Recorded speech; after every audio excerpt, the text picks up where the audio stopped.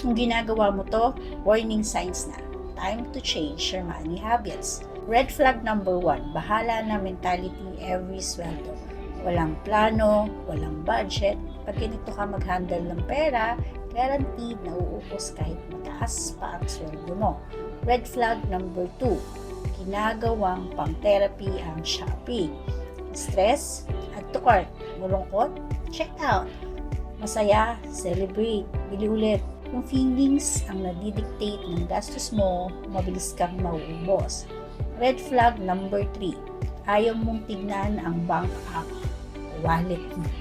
Iniiwasan mo yung numbers, ibig sabihin, may problema, and you can fix what you don't face. Red flag number 4, next month na lang ako magsisave. Pero every month, may bago kang dahilan. Habang inuuna mo yung wants kaysa stability, di ka makaka-break sa cycle. Pero good news, habits lang to. Matututunan at pwedeng baguhin.